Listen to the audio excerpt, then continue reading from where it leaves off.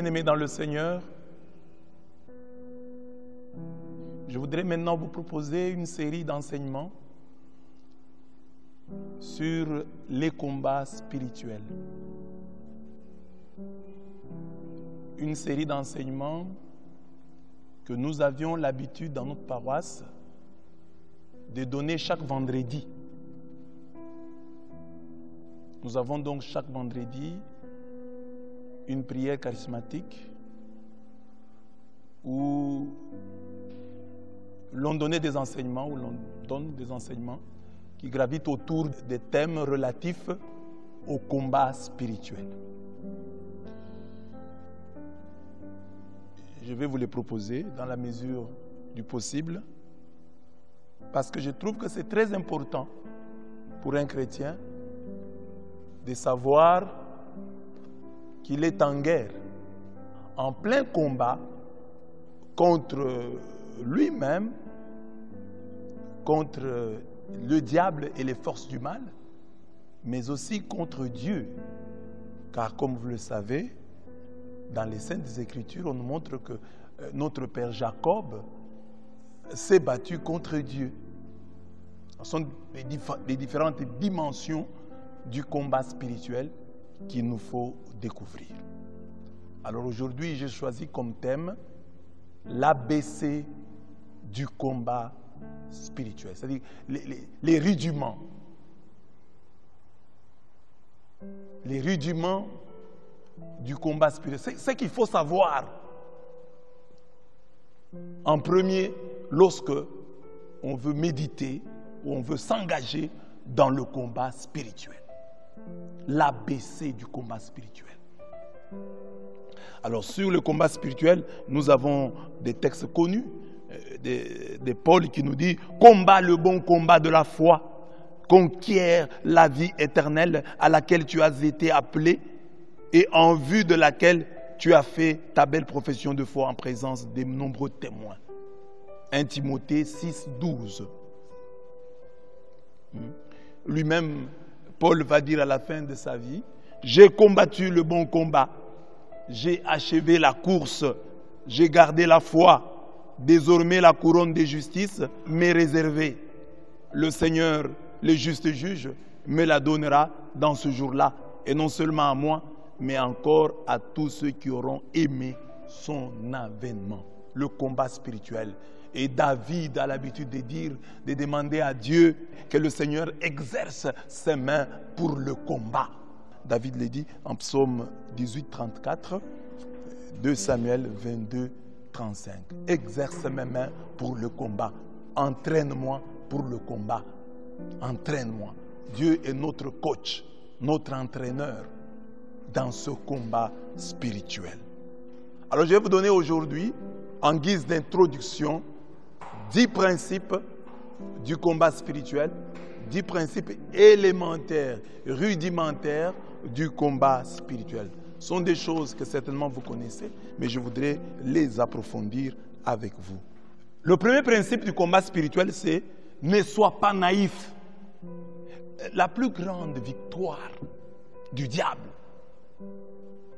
c'est d'avoir réussi, mes bien-aimés, à convaincre beaucoup de personnes de son inexistence et de son inefficacité. Beaucoup de gens croient que le diable, c'est un enfant de cœur. Il est né de la dernière pluie. Il se joue du diable qui a osé tenter Jésus. Le diable qui a osé emporter le corps de Moïse. Donc, le diable est méchant. Ce n'est pas un enfant de cœur. Alors, ne soyons pas naïfs. Ne vivons pas comme si le diable n'existait pas. Il existe. Mais Jésus est plus fort que lui. Il n'y a pas de commune mesure entre lui et Jésus. Il n'y en a pas. Mais il existe et il est nuisible lorsque nous ne nous appuyons pas suffisamment sur la personne de Jésus-Christ. Lorsque nous ne nous mettons pas résolument du côté de Dieu, le diable peut nuire à notre vie de manière considérable si nous ne nous appuyons pas sur le Seigneur Jésus-Christ. Donc, premier point donc, premier principe du combat spirituel, ne sois pas naïf. Le diable existe. Il est nuisible. Il est méchant. Il est malfaisant. Il agit. Il est malin. La Bible l'appelle le malin. Le prince des ténèbres, le prince de ce monde. Ne négligeons pas cette dimension. Si nous voulons d'abord entrer dans le combat spirituel, réalisons que le diable existe et qu'il est méchant. Le vrai combattant doit donc toujours se souvenir du fait que Jésus, le puissant vainqueur, ça c'est un texte que j'aime beaucoup. Jésus, le puissant vainqueur, menaça la fièvre de la belle-mère de Pierre. Luc 4, 39. Comment Jésus qui est si puissant, qui ressuscite les morts, qui multiplie le pain, se trouve devant la fièvre et menace, la Bible dit, il menaça la fièvre. Nous savons qu'il a menacé les vents, on peut comprendre qu'il menace la tempête. Mais ici, Luc 4, 39, il menace la fièvre. Or, nous savons que la fièvre n'est pas une maladie, c'est un symptôme de maladie. Mais il a menacé la fièvre. Parce que lui savait que derrière chaque fièvre, il y avait une maladie. Et que derrière beaucoup de maladies, se cache le malin, le prince des ténèbres, le diable. Dans ces différentes manœuvres, parce qu'on veut dire non, il y a des maladies qui viennent de la responsabilité de l'homme. Mais derrière cette responsabilité ou cette irresponsabilité de l'homme, il y a un diable tapis, un diable caché derrière. Parce que Jésus n'est pas n'importe qui. Comment peut-il menacer une simple fièvre?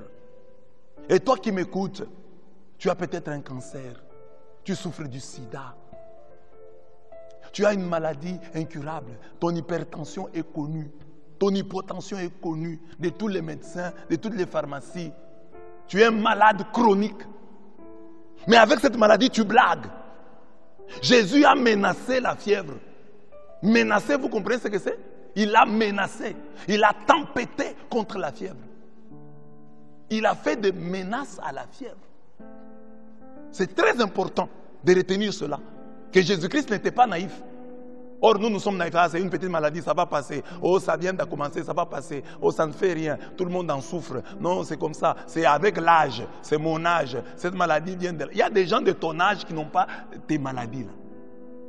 Il y a des gens qui sont plus âgés que toi, qui ne souffrent pas des maladies, qui sont devenues chez toi chroniques. Pourquoi? Parce que tu ne connais pas le combat spirituel. Toi, tu es cartésien. Pour toi, les maladies viennent de l'âge, viennent de l'alimentation. C'est vrai. Mais j'ai dit que le diable peut passer par là, tellement il est malin. Ne négligeons pas cette dimension. Jésus a menacé la fièvre.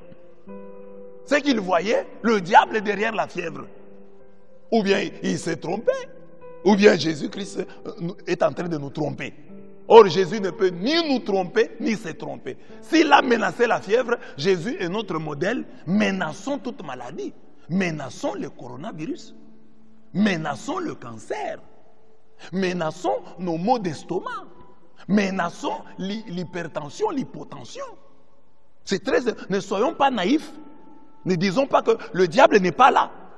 Le diable peut être derrière cette maladie. Il peut être là. Et il est là. D'une manière ou d'une autre. Par notre irresponsabilité. Par l'irresponsabilité du gouvernement. Par la négligence de la population. Le diable est là. Comme maintenant il y a le coronavirus. On nous dit de respecter les règles barrières. Nous ne respectons pas. Alors, on peut expliquer scientifiquement l'origine du coronavirus. Mais dans cette origine, l'homme, la responsabilité de l'homme peut être impliquée. Parce qu'il y a des voix qui se lèvent pour dire non, il y a des scientifiques qui peuvent être derrière. On ne sait pas. On ne saura pas dire ça. Mais moi, une main noire peut être derrière cette pandémie. Et cette main noire-là est du diable.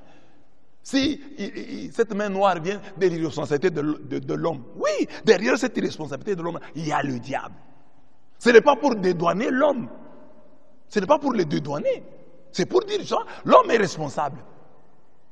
Non seulement parce qu'il ne respecte pas les règles et barrières, mais parce qu'il n'a pas vu le diable qui est derrière. Parce que s'il voit le diable qui est derrière, il va se battre autrement. Il va se battre autrement. Oui, en respectant les règles et barrières, mais aussi en menaçant. Parce qu'il peut même menacer le diable qui se trouve derrière notre irresponsabilité, notre manque de respect des règles et barrières.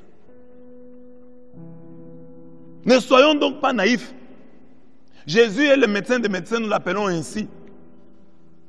Et lui se comporte convaincu, se comporte de cette manière, menace la fièvre. C'est-à-dire qu'il est convaincu que derrière la fièvre, je l'ai dit, il y a une maladie et derrière la maladie, il y a un démon. Il y a une force occulte. Remarquez que ce détail n'est pas donné par tous les autres évangélistes. On le trouve seulement chez Luc. Luc qui est un médecin.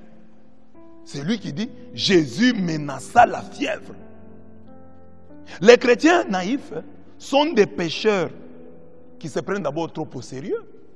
Tu es pécheur et tu te prends trop au sérieux. Et qui croient que le diable se laisse chasser d'un revers de la main. Ce n'est pas en niant son existence qu'on va chasser le diable. Nous tous, nous sommes des chrétiens bien entendu, mais nous n'avons pas la même force que Jésus. Si Jésus, par sa seule présence, pouvait chasser les démons, mais il nous a dit, quelque part, il dit, ce genre de démons ne se chassent que par la prière et par les jeûnes. C'est un texte qu'on trouve dans certaines versions, par la prière et par les jeûnes. Mais au moins, il y a des textes qui disent par la prière. Donc, il y a des démons qui se chassent d'un revers de la main. On peut se dire, démon sort. Mais il y a des démons, pour partir, il faut la prière. Le texte ajoute, et le jeûne. Il faut la prière. Donc, il faut l'insistance. Ça peut prendre des jours, ça peut prendre des années. Parce qu'il y a des gens, des chrétiens naïfs, non, hier nous étions à la prière, on a chassé les démons.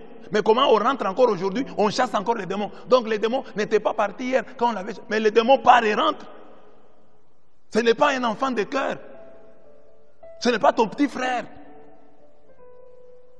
Le démon est méchant. Il ne peut pas te laisser comme ça. On ne soit pas naïf. Ce n'est pas un enfant de cœur.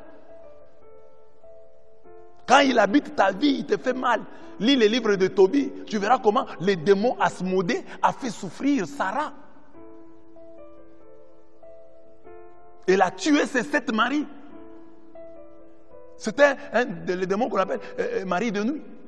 Il ne voulait pas que Sarah puisse se marier. Et pour ça, Asmodée a tué 7 époux de Sarah. Donc il est méchant. Jusqu'à ce point. On ne soit pas naïf. Hein. Tu parles du combat spirituel, tu vas blaguer là-bas. Tu vas à la prière, tu blagues. Tu vas à la prière, tu es distrait. Il y a même des gens qui sont du renouveau, mais très distraits dans la prière. Au moment de chasser les mauvais esprits, je vais chasser l'esprit intérieurement. On dit ici, Jésus a menacé la fièvre. Il a menacé intérieurement. Et comment Luc a pu voir que Jésus menaçait? Ou ceux qui ont rapporté à Luc ont pu voir que Jésus menaçait la fièvre.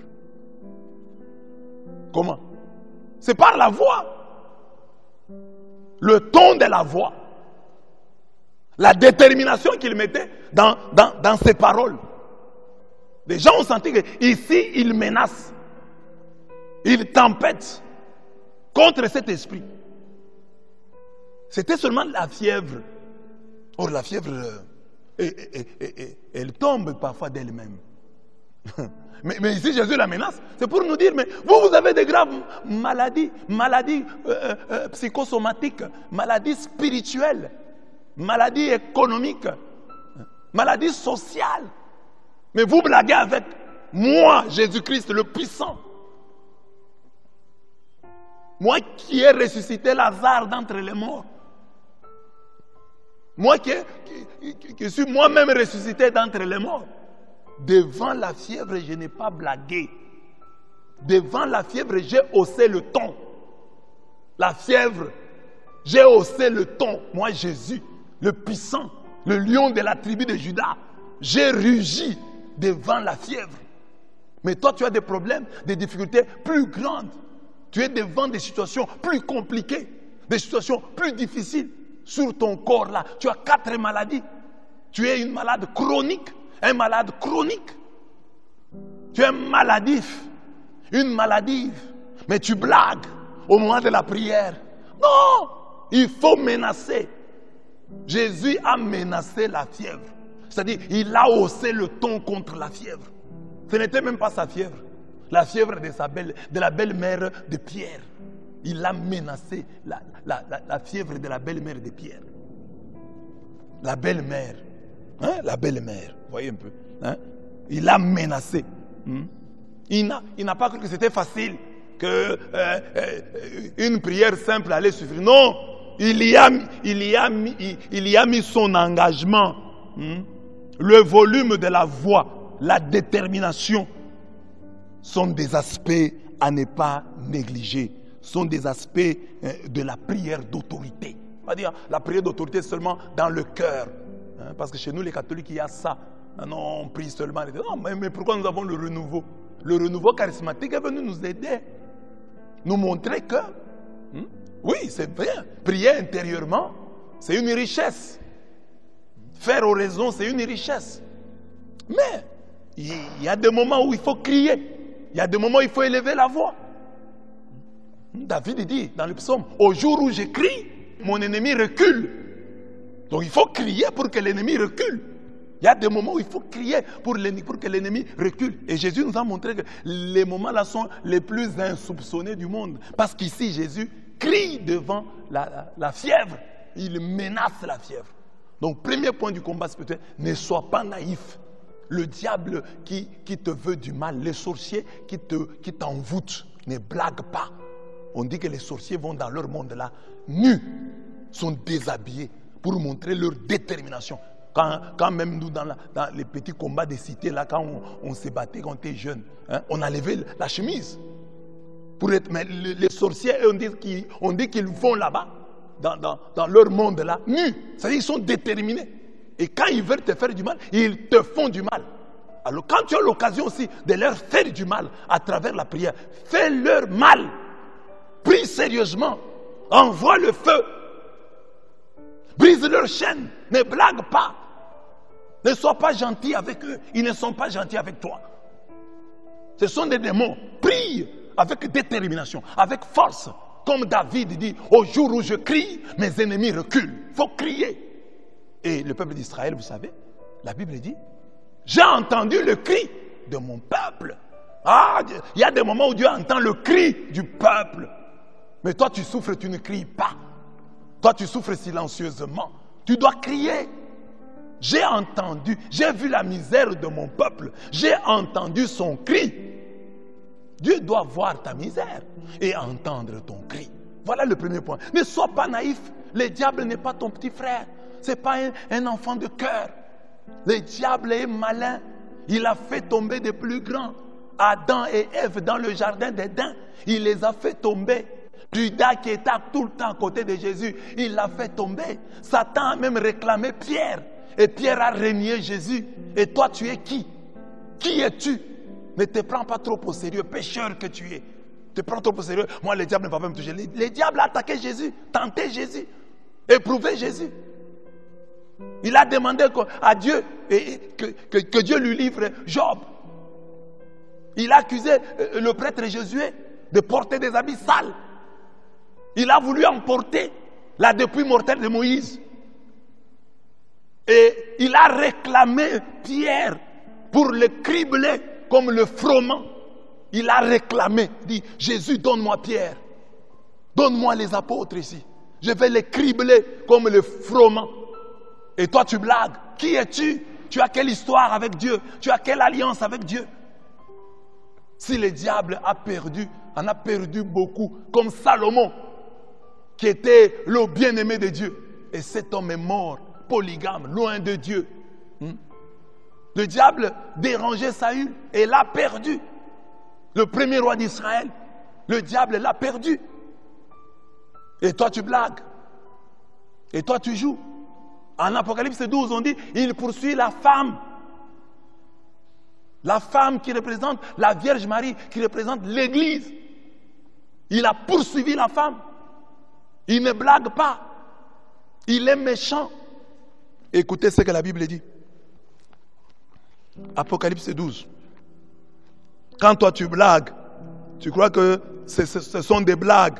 Prier, c'est blaguer, c'est passer son temps. Ce n'est pas passer son temps. Dans la prière, mets toute la détermination du monde que tu peux avoir. Même quand tu pries seul à la maison, mets toute la détermination que tu peux mettre dedans. Écoutez ce qu'on dit ici. Quand le dragon vit qu'il avait été jeté sur la terre, il poursuivit la femme qui avait mis au monde l'enfant mâle. Alors les deux ailes du grand aigle furent données à la femme pour qu'elle s'envole au désert vers son lieu où elle devait être nourrie un temps, des temps et la moitié d'un temps, loin du serpent. Mais la femme est déjà partie, elle a des ailes. On lui a donné des ailes. La Vierge, notre mère, mais aussi l'Église, elle a des ailes pour aller loin du serpent. Mais écoutez ce que le serpent fait. De sa bouche, le serpent vomit de l'eau, comme un fleuve derrière la femme, pour que le fleuve l'emporte. Voilà. Donc, la femme est déjà partie, elle est ailée. Elle a des ailes. Le diable pouvait s'avouer vaincu. Il ne s'avoue pas vaincu. Il ouvre sa bouche. Et de sa bouche, il vomit de l'eau comme un fleuve derrière la femme pour que le fleuve l'emporte. Mais la terre secourut la femme et elle ouvrit sa bouche et engloutit le fleuve que le dragon avait vomi de sa bouche. En colère contre la femme, le dragon s'en alla faire la guerre au reste de sa descendance, à ceux qui gardent les commandements de Dieu et qui portent les témoignages de Jésus. Les témoignages de Jésus. Écoutez, donc le diable s'en va faire la guerre. S'en va faire la guerre aux disciples de Jésus-Christ. C'est très important de retenir cela. Et on dit cela aux habitants de la terre. Apocalypse 12, 12. On dit au ciel, le diable était là, on l'a fait tomber. On dit, aussi soyez en fait cieux, et vous qui avez votre demeure. Mais quel malheur pour vous, terre et mer. Car le diable est descendu vers vous en grande fureur, sachant qu'il a peu de temps. Il sait qu'il a peu de temps. Alors il doit multiplier ses manœuvres. Il doit multiplier ses actions. Et toi, tu es naïf. Tu crois que c'est un enfant de cœur. Il multiplie ses manœuvres, multiplie tes prières. Et il ne blague pas. Il se déshabille pour te faire du mal. Il est déterminé dans son combat. Sois aussi déterminé dans ton combat. Ne sois pas naïf. Ne sois pas naïf. Le diable est le malin. Il est le prince des ténèbres. Jésus est plus fort que lui. Oui. Mais toi, tu n'es pas plus fort que lui quand tu ne t'appuies pas sur Jésus. Pour vaincre le diable, il faut être en Jésus-Christ. Et comment nous être en Jésus-Christ? Par la prière. Et Jésus nous montre comment prier. Lui qui était fort, il menace la fièvre, qui n'est pas une maladie, qui n'est qu'un symptôme de maladie. La fièvre que nous chassons ici avec le paracétamol. Jésus menace la fièvre. Ne sois pas naïf. Jésus a menacé la fièvre. Menace aussi le péché. Le mal dans lequel tu tombes souvent. Même si le diable te convainc que ce péché-là est mineur. Même si le diable te convainc que cette maladie-là est mineure. Elle va passer d'elle-même. Menace-la. Tu ne sais pas qu'est-ce qui se cache derrière la fièvre. Tu ne sais pas qu'est-ce qui se cache derrière les calomnies, la médisance quotidienne qui est devenue, cette médisance qui est devenue ton pain quotidien. Que tu ne confesses même plus, que tu as trouvé normal. Jésus dit même la normale, menacez-le. Vous ne savez pas que derrière chaque normal, chaque chose normale, se cache la normale. Ça, c'était le premier principe.